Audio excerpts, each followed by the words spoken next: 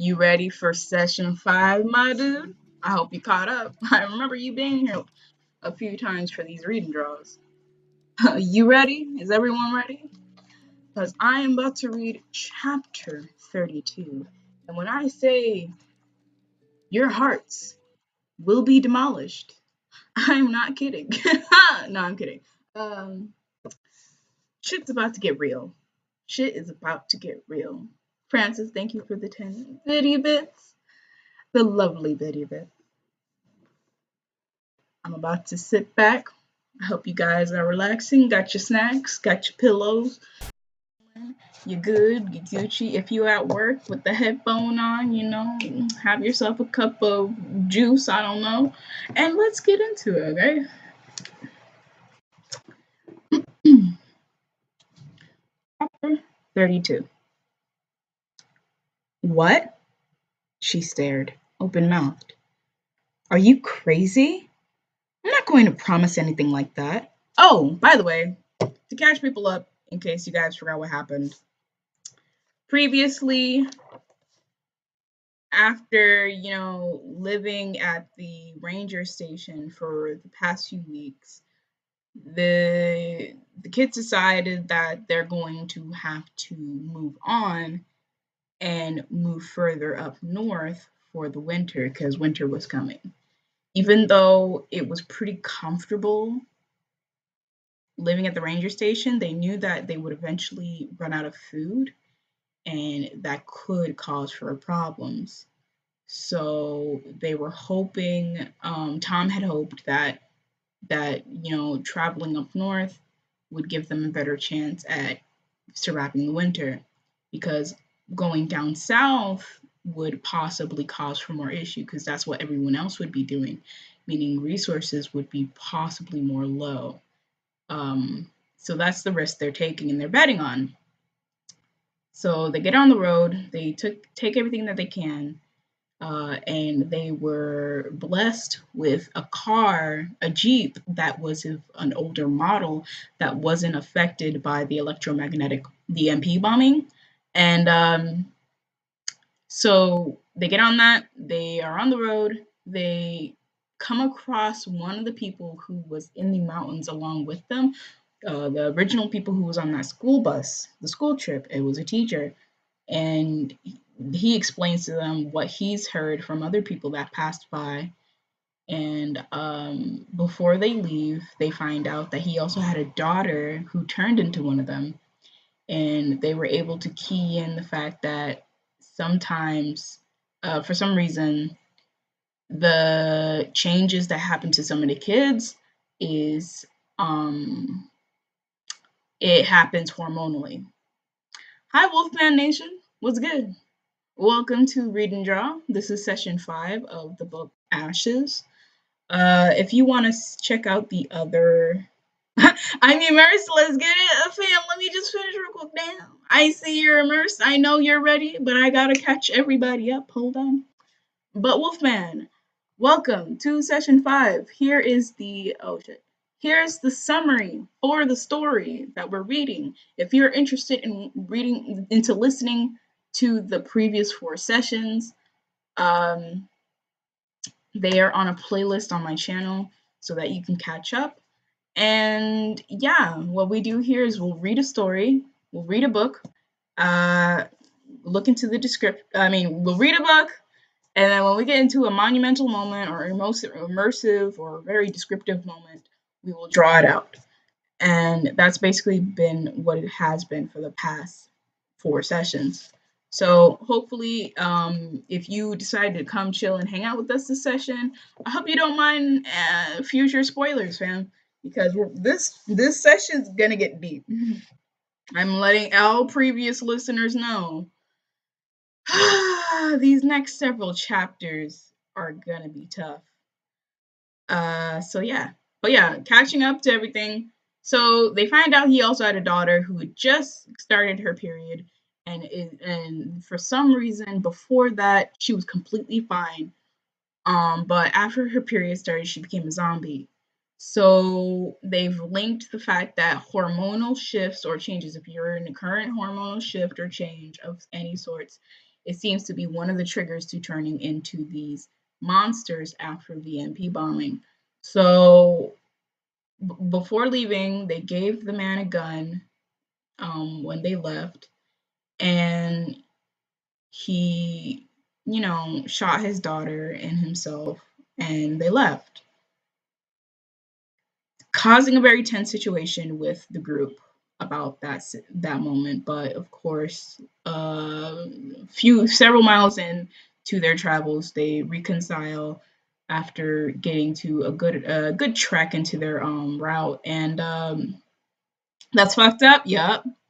And we ended the chapter with everyone reconciling about what had happened. Like, yeah, we understand why, because Tom was the one who decided to give the man the gun, and the girls didn't agree.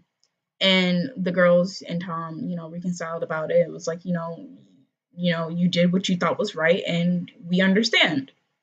And when little Ellie went out to go fishing, I don't know what the fuck she was doing. She went to go get some type of snacks or some shit in the woods with her dog. Um, Alex and Tom was talking, and Tom told her that, hey, just in case anything ever happens to me, I want you to kill me. So that's where we last left off. So it's like, if I ever turn, like any chance any of us turn, because now that they know that one of the things that trigger is a hormonal thing, and they don't know how much time they have left being normal, because the girl they saw, the guy with the little girl, his daughter, it took her a few weeks to turn. So she had just recently became a zombie, like a few days ago. And they've been in the apocalypse so far for like 4 weeks now, about 4 or 5 weeks. So about 6 weeks, actually, maybe about 6 weeks. So if it took almost 6 weeks for her to change because she had just started her puberty, that means that it doesn't matter the amount of time it takes. Eventually, depending, like, so for example, Ellie might still be at risk at becoming a zombie later on in a few years. So that's what they're looking at. It's been 6 weeks into the story. It's been six weeks into the apocalypse since it started, and that's where we are right now. So now I'm gonna read chapter 32. Ooh, let's get into it, cause damn, I know what happens, man. Oh, all right, let's go. I'm crying. Chapter 32. What? She stared, open mouthed. Are you crazy? I'm not going to promise anything like that. Alex, you have to. His eyes blazed. This isn't a game. We don't know what's going to happen. I could change. I could hurt you or Ellie. I might not be able to help myself. I might not be able to help myself. So you can't hesitate. If I start to change, you have to do it. Why are we talking about this? She stumbled back a half step. I'm not having this conversation. His hand flashed and hooked onto her arm. Running away won't help. We have to talk about this now while we still can. Tom, it's been weeks. We don't know if that means we're safe. She knew that. Why are you assuming it might be you? It could be all of us. It could be me or Ellie. He was shaking his head. Not Ellie. I think she's too young. You said it yourself. Larry's kid got her period. Her hormones. I know what I said. She wrenched her arm free. Hormones can't be all of it. Girls and boys aren't the same that way. And then there's Jim. He changed, but only after a couple of days, while the kids I saw changed the very first day, after 6 or 7 hours. Larry said some kids in their group changed right away, so it's got to be way more complicated than just hormones or age. When his face set, she said, Tom, if I changed, would you shoot me without knowing if the change is permanent? An air of indecision flicked through his eyes. There and then, gone in a second, but a sharp nip she'd first caught from Larry. The mingled scent of cleaning solvent and gun oil leaked from his skin. He pulled himself straighter. Yes, I would. I'm not saying it would be easy, but even without the scent to give him away, she knew the truth. You're a liar. Your friend begged you and you couldn't do it. I know you're a soldier, Tom, but you're not a killer, and neither am I. But I did kill Jem. That was different. No, it wasn't. Came down to deciding who should die. His tone was steely, almost angry. Don't ever tell me I can't do what needs to be done. I'm not saying that, she said, with less heat than before. But aren't you the one who said this was fate? That you refused to give up? I'm not giving up. I'm trying to think ahead. Look, if you changed, if there was the slightest chance that you'd hurt me or Ellie, would you want me to do nothing? Just let it happen? No. All the fight dribbled out of her, and she felt her shoulders slump. I don't want to hurt anybody. You least of all. Well, me neither. So we have to promise each other. Stepping closer, he reached for her hands, cradling them in his. Please, Alex. I need to know you'll do whatever it takes to keep you and Ellie safe. She wanted to promise. She really did. But there was something he'd said last night that made her pause. Maybe we saved each other. Why would Tom need saving? From what? Whom? She thought of all those endless nights when Tom, brave and now so ready to sacrifice himself, had not slept. Last night, though, he had, and straight through. So what had changed? Maybe we saved each other. If I was in that position, I'd want to turn into a zombie so I have a legit reason to eat some. Get out, Francis! No, get out!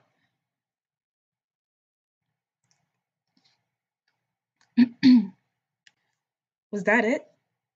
What could she save Tom from? Going back to war? Maybe. He thought of Canada, knew how far away the border was. Was that it? Or had he come here looking for some sign for his fate? Had he been saved from himself? Tom, she said, why did you come here? You don't live here. You don't belong here. You said finding Ellie and me, being there at the moment you were needed most, was fate. Is fate what you came here to find? Or are you looking for something else? She reached a hand to his cheek. Her fingers were icy, but his skin was hot. Tom, did you come here to die? They were questions she could have asked herself. His scent altered, and then she heard his sharp intake of breath, felt his shock beneath her hand, and knew her words had found their mark. His face twisted with some strong emotion, and then he was pressing her hand against his cheek. Alex, he said hoarsely, you can't imagine what I've done. A shrill note, sharp and clear, pierced the air. Alex gasped, her breath balling in her throat. She knew that sound. It was the whistle she'd given Ellie. You blow on that, you'll hear it in the next state. Tom, she said urgently. Ellie, I know. Tom was already moving, darting towards his tent, reaching in and coming up with the Winchester. The whistle came again, its call as crisp and distinct as a bolt of bright light in an otherwise darkened room. And now she could hear the dog barking, faint but unmistakable. Tom started for the weedy field. Come on! Grabbing the Mossberg, she held it over her head as she thrashed through the overgrowth after Tom, who was taller with longer legs and would have outdistanced her on level ground. Running on asphalt or a track was much more difficult than wading through high grass, and her boots felt heavy and clumsy in weeds that seemed to have grown long, sinewy fingers to wrap and tug at her ankles. Farther ahead, Tom was at the edge of the woods, but he paused to look back. Go! Alex waved him on. She could hear the dog barking again. I'll be right there. Tom nodded, turned, disappeared into the trees. A minute later, Alex struggled out of the field, but Tom was already out of sight. The line of demarcation between field and forest was abrupt, the grass immediately giving way to a tangle of brush edging the trees, and then, farther in, a deadening carpet of pine needles already dusted with snow. Somewhere ahead, she heard the dog. Ellie? She began to run again. The woods were duller than the field, the light not penetrating well this early in the morning, and the air smelled dank and cold. There were too many contrasting odors. She couldn't pull Ellie's, Tom's, or even Mina's out of the mix. The whistle came again, and the dog's barks had grown frantic, high-pitched, almost continuous. Something wrong. Her boots thudded on frozen earth. Something's wrong. Something's not right. Straight ahead through the trees, she caught a glimpse of broken sky, a clearing, and then just a little further on, a flush of a rust red that was Tom's parka. The dog was a sable blur, dancing around Tom's legs before bolting away again. She opened her mouth to call out, but something about Tom's posture made her voice die in her chest. She heard Tom call Mina, and then make a grab for the dog's collar. Why? She slowed, and then her nose wrinkled against a sudden, musty melange, fried onions, dirty socks, and rotten teeth behind her. With a muffled gasp, she pivoted, her thumb already pushing against the safety. The woman was sallow and pinched with a frizz of gray hair. Maybe in another life, and before this nightmare. Oh, but how dare you? No. Huh. I'm sorry, my alarm. The woman was sallow and pinched with a frizz of gray hair. Maybe in another life, and before this nightmare, she baked chocolate chip cookies for the grandkids, but not now. She sifted her rifle on Alex's chest. Don't. I mean, where's on week? That was chapter 32. So they had their talk. Chapter 33. Is she dead? Asked Ellie. I can't tell. They'd back Alex and Ellie away from the truck, and Alex had to crane her head to peer into the high grass. She could just make out the dog sprawled on the snow-dusted ground, in which she'd known the command for shut up. Unfortunately, she hadn't, and when the dog wouldn't stop barking, one of the two men, who were both pretty old, about Larry's age, Alex thought, had decided his rifle made for a good baseball bat, too. Maybe that was good. A wallop to the head. The dog stood a chance. A bullet, and it would have been over.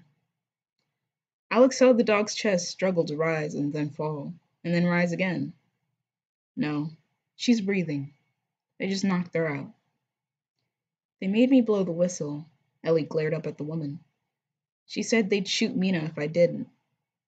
From behind her rifle, the woman said, I still might if you don't shut up. It's okay, Ellie. Alex turned her attention to Tom, who was breaking down the big tent. The older of the two men kept a rifle trained on Tom's back as he worked. The one who clocked Mina had already packed up the pup tent and was now rooting around the flatbed. They'd found all the weapons except the boot knife and her Glock still snugged in its paddle holster at her waist beneath the sheepskin jacket she'd taken from the ranger station. She prayed that no one thought to make her unbutton the jacket. Most of their ammo was in a separate soft pack they'd taken from the gun safe, and she watched now as the younger old guy dug out the ammo pack. Found it. The guy had a face that looked as if someone had taken an iron to it when he was a baby. Got your 45 cal, got your 9 mils, got your 22s for the buck mark. What about for the rifle and shotgun? The woman called over her shoulder. It's all here. Iron Face zipped up the sock pack. I get the Winchester. I'm sick of this pissant 22. like to pitch the thing. We're not pitching anything, the older guy rumbled. He was bald, round, and florid, his jowls covered with thick gray stubbles, and a road map of angry capillaries.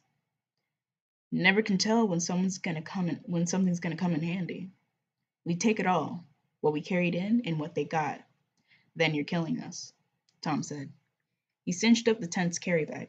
You take everything, our food, our weapons, the truck, and you're as good as shooting us right here and now. You want? We can do that, Iron Face said. Better off without your kind round here anyway. Tom ignored him. Please, leave us a gun or the bow in one of our packs, he said to the bald guy. Man, you think I'm going to shoot out the tires with an arrow? You're taking everything else. At least give us a fighting chance. Alex saw the indecision in the older guy's face. Iron Face must have sensed this as well, because he said, Hey, shut the fuck up. Don't listen to him, Brett. Please, Tom said. I said for you to shut up. I'm sorry, but I can't help you, Brett said. I would if I could, but I can't. There are three of us, and we got a long way to go to get us down south. I heard they got an army refugee camp there. If you're smart, that's where you'll head to. With what? You're taking everything, said Tom. You hoof it then, same as we have, Iron Face said. Plenty of farms, plenty of dead people, thanks to you and your kind. Ellie's cheeks were flushed. We didn't do anything. My grandpa died. You're just bullies with guns. Alex saw the look of shame cross Brett's face, which Tom must have also seen because he said, Brett, that little girl's dad was a soldier, KIA in Iraq. He served his country, and you're going to kill his kid? Brett, the woman warned. You can't leave her here, Brett, Tom said. You're not that kind of man. Brett's face wavered.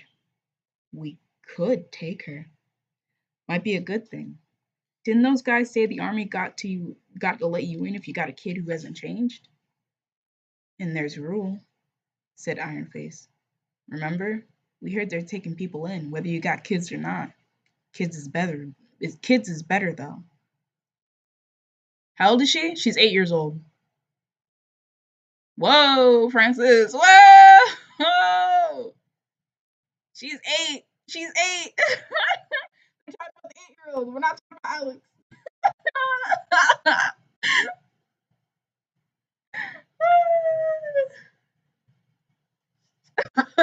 That's what you get, Sam.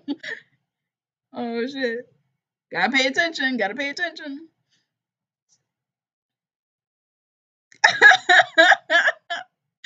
Yes, please retract that. Oh.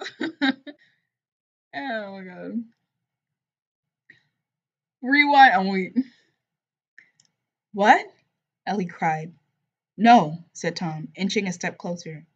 You know that's not right, Brett. You want the truck, take it, but leave us some supplies.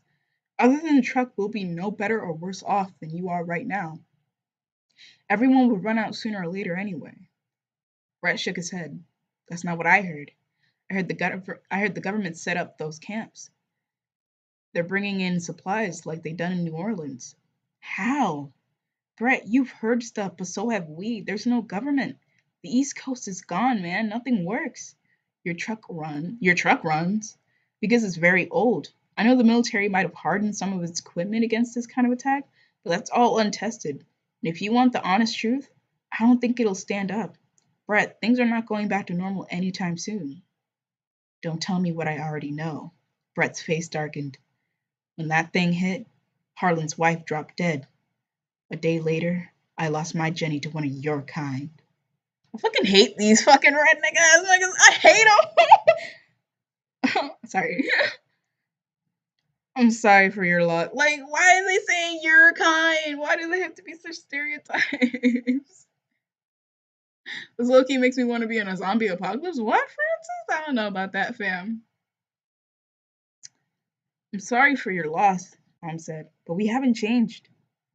Not yet, you haven't.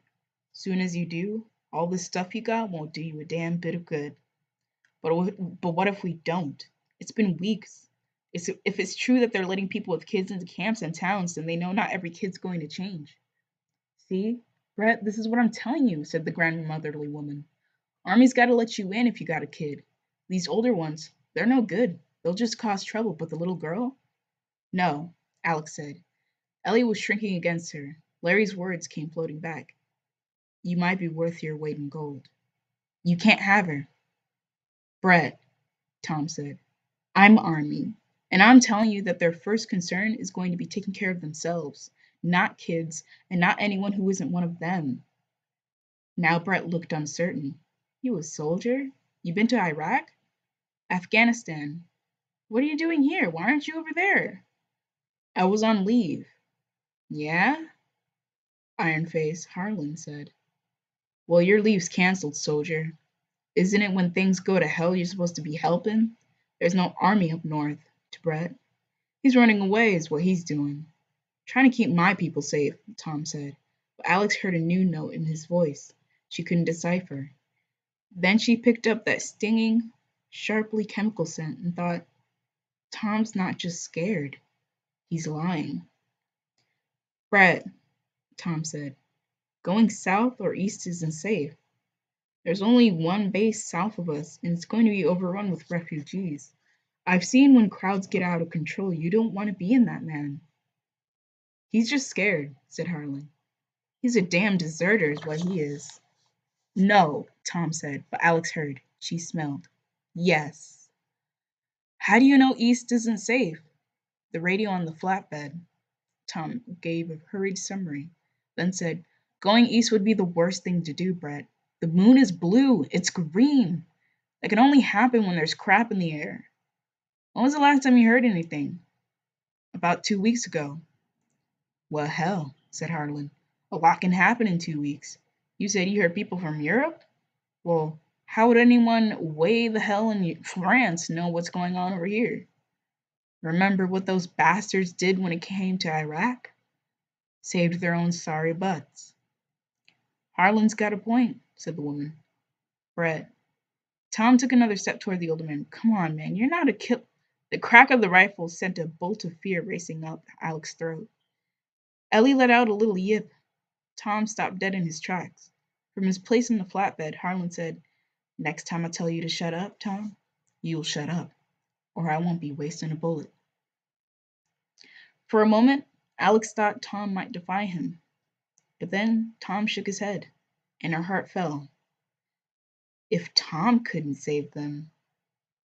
Now that's settled, Harlan said. Bring me the damn tent. When Tom tossed the tent into the flatbed, Harlan grinned through a jostle of stained teeth that Alex could smell from 20 feet away. Years of chewing tobacco and Jim Beam. Keys. They're really going to leave us here. With a kind of detached disbelief, Alex watched as Tom let the truck's keys fall with a muted, metallic tinkle to the thin snow. They're going to strand us in the snow, in the middle of nowhere. We've got to do something. Whose dog is that?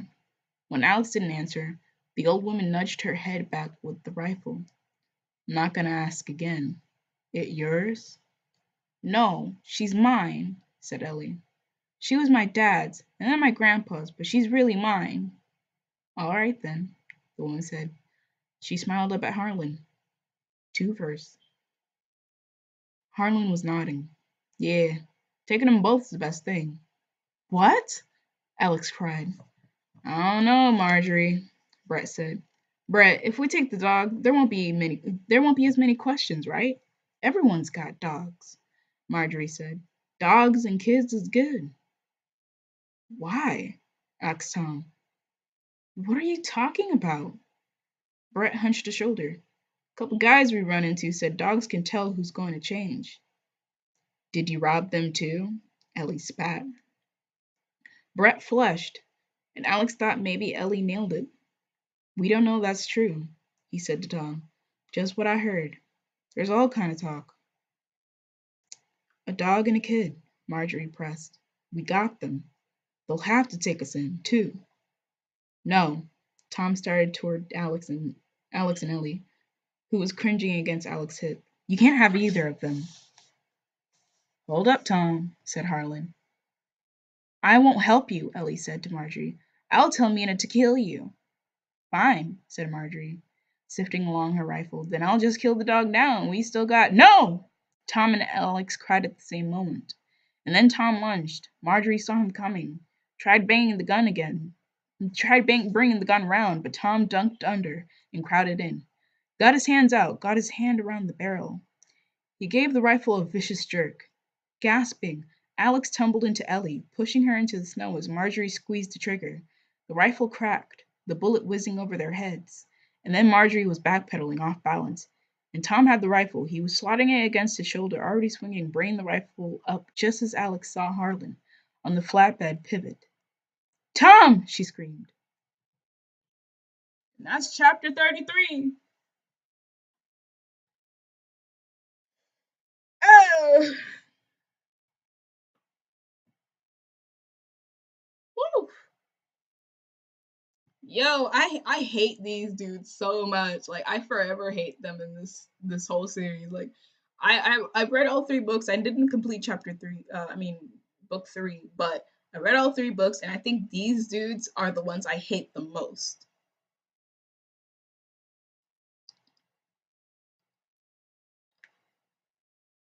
Mm-mm-mm. Yeah, that was chapter 33. Let me give me a gulp of juice.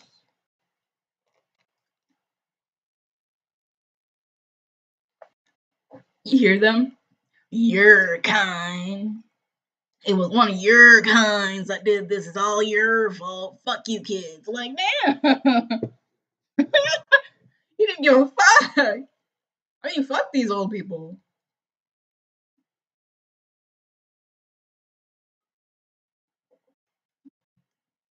They're just as valid to live, but they also don't have the right to be robbing other people to survive. If anything, at least try and ask before anything. And if the people refuse, then maybe rob them a little bit, but don't just leave them like with nothing. That's when you 100% lose your humanity. I don't care what type of apocalypse we're living in. You have to have some of your humanity at the end of the day. Because once you lose your humanity, you also lose a side of yourself. Like that's just the dick move that they did. Fuck these dudes. Be the worst. Yep. Mm-hmm. Exactly. They were like, "Oh, it's every man for himself." Ha ha. Like, no, fuck you. It's not every man for himself. It's oh my god, it's an apocalypse. We need to help each other survive. Not fuck these kids. Fuck everybody else. Give me all your shit or die. Like, no. All right. Let's get into chapter 34. So as I said, I wasn't lying. Session 5 is wild. Ugh. Chapter 34. 3 days later, Alex eased up until her eyes just cleared the ridge of freshly fallen snow mounted over a high stack of firewood. A gust of wind flung snow into her face, and her eyes watered with the sting. Blinking away tears, she peered across an expanse of asphalt parking lot and past a trio of gas pumps. Slotted next to the one pump was some flavor of Toyota sedan, abandoned when the power to the gas pump had died, and the sedan refused to start. You already know I'm so weak. The driver's side door was open, as were inexplicably both the driver and the passenger side windows in the front. A drift of snow feathered the front seat and dashboard. Another vehicle, a Dodge Caravan, had cut out as the driver was making a turn into the station. Both front doors standing open like giant ears from her vantage point. Alex could see that the panel doors had been slid back on their tracks. There was an empty child safety seat, and Alex saw the limp, furry red leg of an Elmo doll dragging from the footwheel. Her chest hurt at the sight, and she thought again of Ellie. What do you see? We are back. Take your time, Francis. Let me see. Let me look at this. Let me see.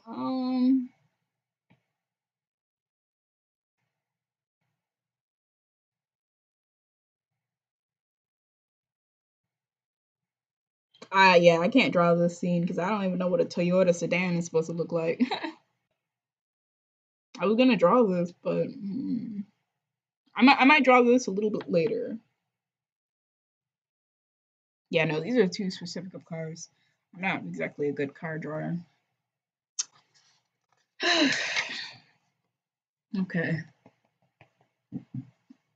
I'm debating what to draw for these scenes. Let me see.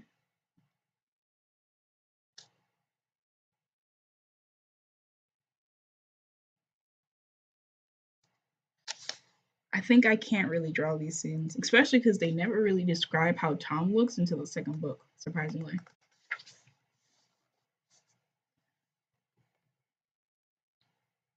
No bodies. She looked down at Tom, his back propped against the woodpile.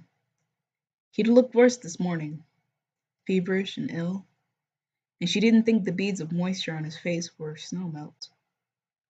Harlan's 22 really had been pretty piston. The bullet hadn't shattered bone, but it hadn't exited either, and was still lodged deep into Tom's right thigh. She saw with dismay that the strip of flannel shirt she used to bind the wound was dark. You're bleeding again. Yeah. Tom's face was drawn and white, but his eyes were too bright. His tongue skimmed his upper lip. Can we get inside? I think so. Her eyes skipped from the van to the building.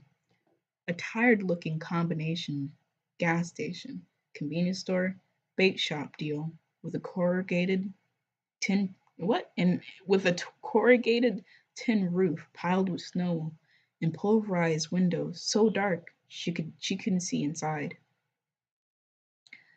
The front door was shut tight. What? What is this?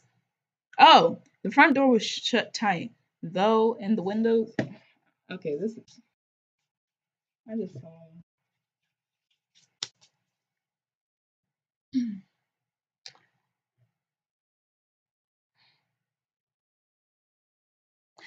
And the windows were intact, which might mean there was someone home.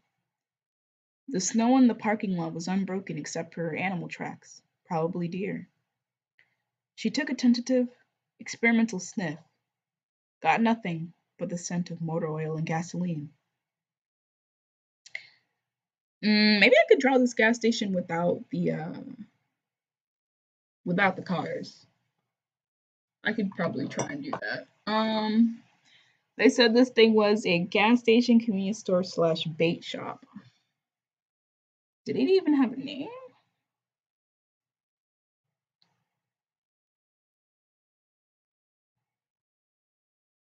Hmm.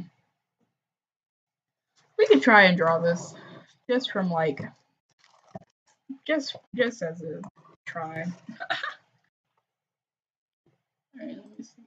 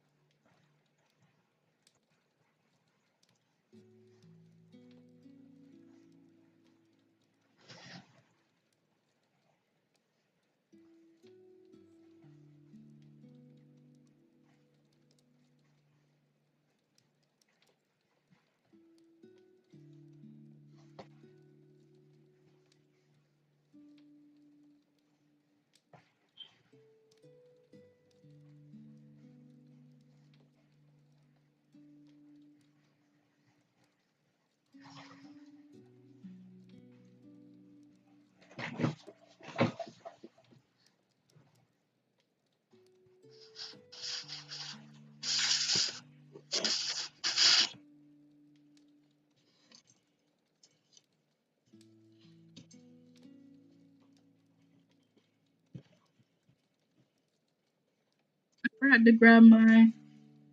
Hold on, give me a sec.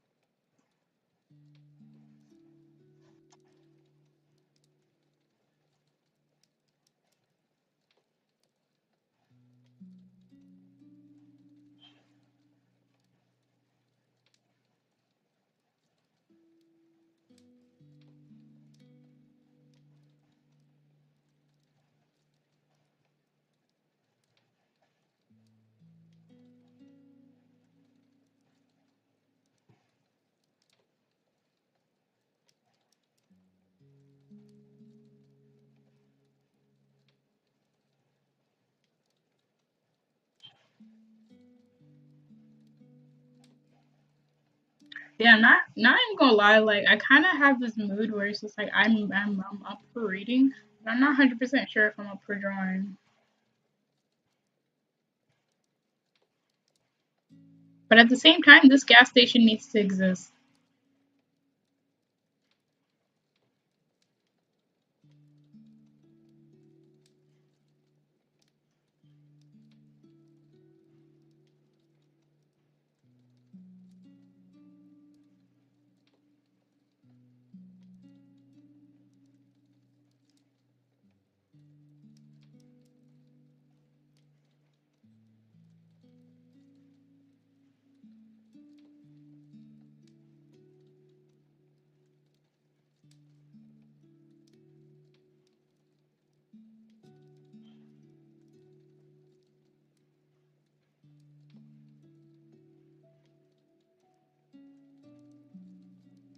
Welcome back, Francis. So right now, basically, what you missed wasn't too much. Let me see. You just missed like a little paragraph, which is basically it's been 3 days now since this incident happened, and Tom got shot by the dude Harlan who was up in the truck. He got shot in the leg, and the wound hadn't healed.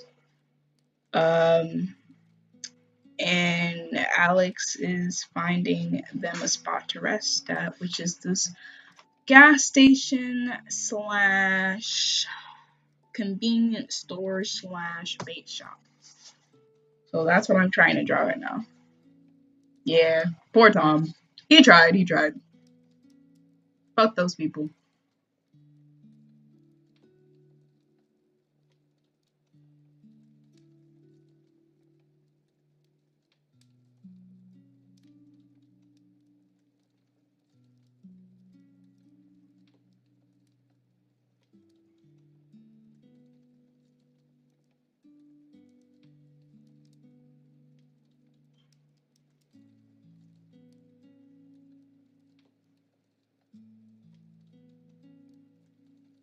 For Tom, wait, he ain't dead though. Damn.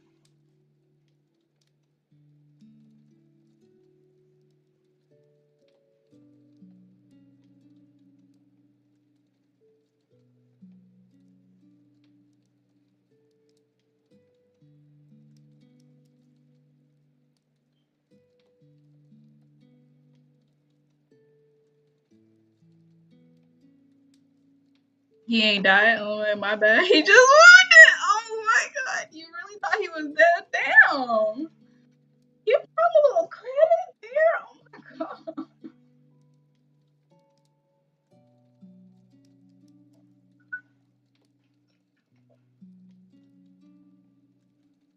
Come on.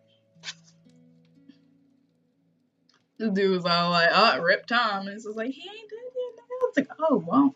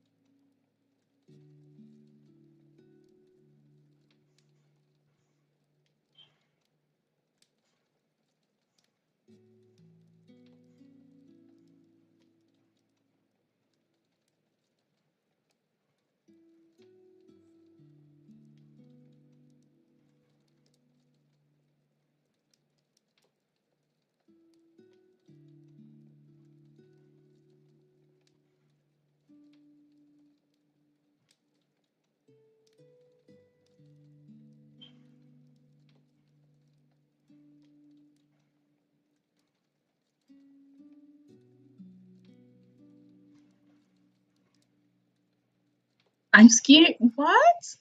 Gotta tell Tom I said, my bad, bro. How's your no? Get out, Francis. Get out. No. We don't do No Nut November here, and also we don't acknowledge it here. That's just weird.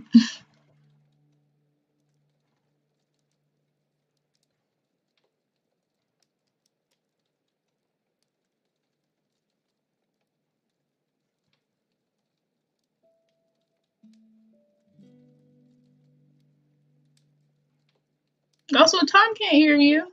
He in a book.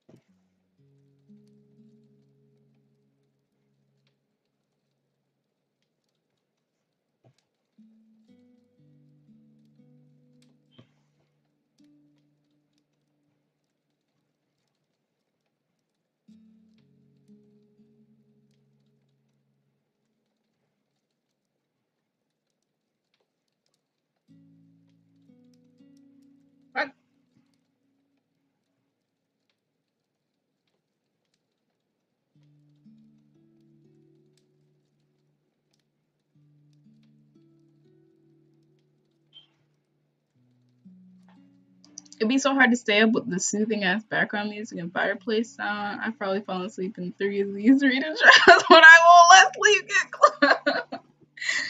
I mean, that's another thing about these, is to get you relaxed. You gotta be chilling. It'd be weird if it was like high paced as fuck. Like, what the hell? Like, we're reading, like, we're not doing a fucking go go dance session. Like, hello? This isn't a rave party. That's the pros and cons about a soothing stream. Pros, it's soothing. Cons, you might sleep. If you're tired, you might go to sleep. That's just, that's just a pure simple fact.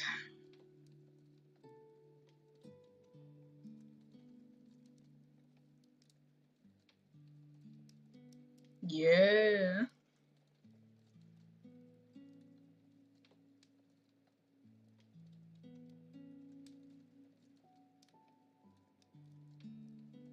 So yeah, what do you think of the situation? What would you do in a situation like they were put into?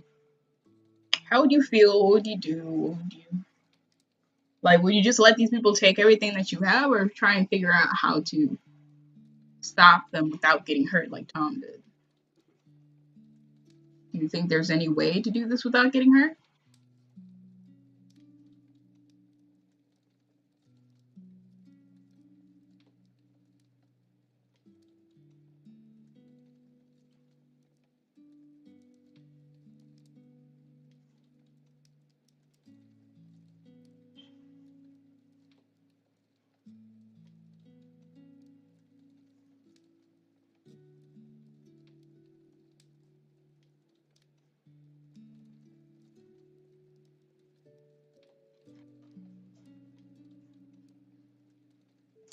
'Cause I might have to take one for the team, like Tom. So you try and fight. Gotta protect my peoples. Yeah. Yeah. Only reason he got shot was because they were trying to save Mina because they were about to shoot the dog. Hi, Minnie. What's good? How's been your Saturday so far?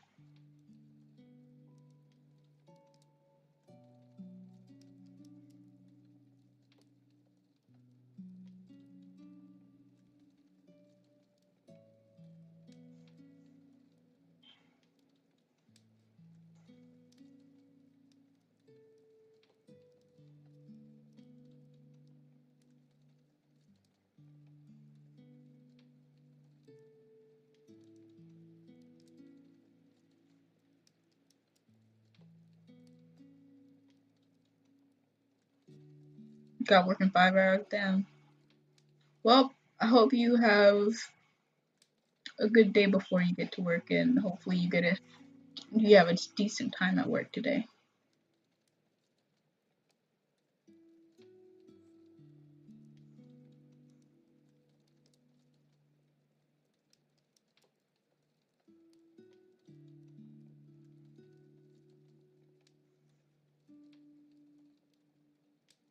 6 p.m. where I'm at. Oh damn. I'd be forgetting you on the other side of the world, yo.